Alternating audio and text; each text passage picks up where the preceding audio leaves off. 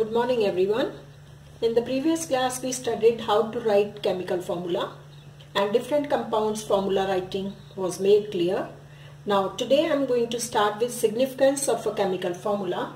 That means what does this formula indicate? For example, ammonia, this is the formula where you come to know that this is the name of the compound as ammonia. Number 2, the elements which are participating in this formula making, that is nitrogen and hydrogen, are the two elements which are constituting the compound. And third point is the number of atoms of each element, that is 1 atom of nitrogen and 3 atoms of hydrogen are participating to form one molecule of this compound as ammonia. So that is all about the significance of the chemical formula. We can have another example of formula writing, the significance. For example, if I write calcium carbonate,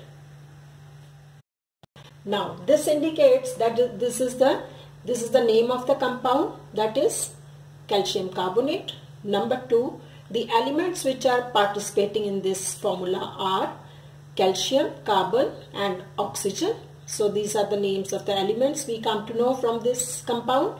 Third point is how many number of atoms are participating of each element, that is 1 atom of calcium, 1 atom of carbon and 3 atoms of oxygen. They are forming this one compound as calcium carbonate. And the fourth point is that it is one molecule of calcium carbonate. So that is all about the significance of a chemical formula. Coming to the next heading. Now, what is a chemical equation? You already know that a symbol is used to represent an element and a molecular formula is used to represent a compound. Similarly, a chemical equation or chemical reaction is represented by writing a chemical equation, or this is I have written, chemical equation is a representation of a chemical change by using symbols and formula of different compounds. For example, I am writing this equation: hydrochloric acid, when it reacts with sodium hydroxide, will form sodium chloride plus water. Now this is a chemical equation. Now in this equation, if you see it carefully, the substances that react with one another, that is on the left hand side of this arrow, these substances are known as the reactants. And the new substances which are produced by the reaction, they are known as the products. Now in this equation, the products are on the right hand side of this arrow, and these are the products and these are the reactants. So that means in a chemical equation, you have the reactants on the left hand side of the arrow and you have the products. After the reaction is over, you get the products formed which are written on the right hand side of the arrow. Now, if you see, there are two ways of representing a chemical equation. Number 1 is word equation. Number 2 is molecular equation. Now in word equation, for example, if I take the case of say magnesium, so I will be writing magnesium in word, magnesium plus oxygen will form magnesium oxide. Now this is what you call it as the word equation, because you are writing the equation in the form of words. Now coming to the second category, that is molecular equation.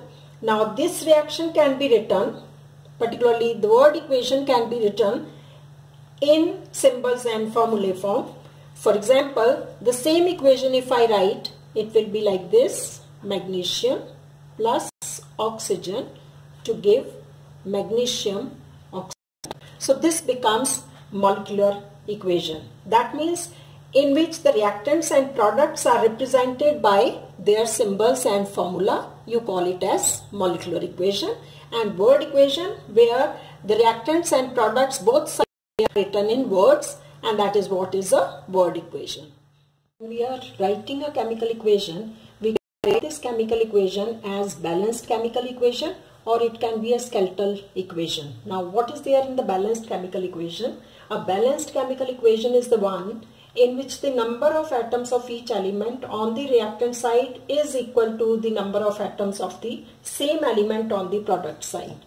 Once again, if you take this equation as magnesium and oxygen to form 2MgO, and if you count the number of atoms of each element, for example on the reactant side magnesium atom is 1, and on the product side I have written 2 here, that means magnesium number is 2 here. So it is unbalanced. So I will make it balanced by writing 2 here. So magnesium on the reactant side is 2 in number, magnesium on the product side is also 2 in number.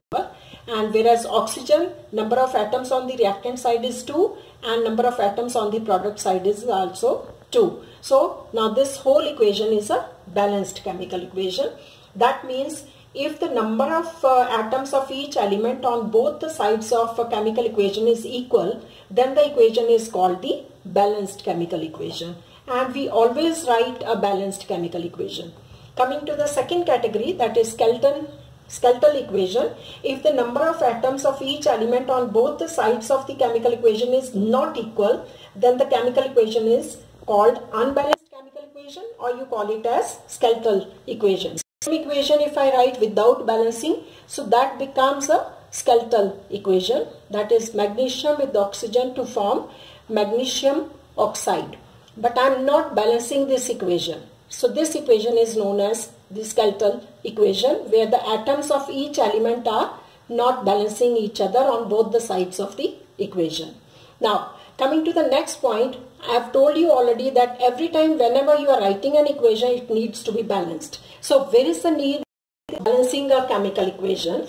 Now this is based on the law of conservation of mass. If you remember, we have done conservation of mass.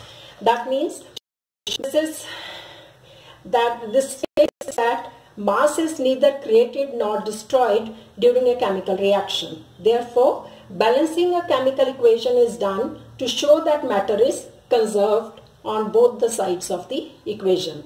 Hence, in a chemical reaction, the total mass of the reactants should be always equal to the total mass on the product side. Or in other words, you can say the number of atoms of each element remains the same before and after the reaction takes place. So the atoms are only rearranged themselves to give new products during a chemical reaction. That's all about for today's class. Next time we are going to study about how to balance a chemical equation. Thank you so much.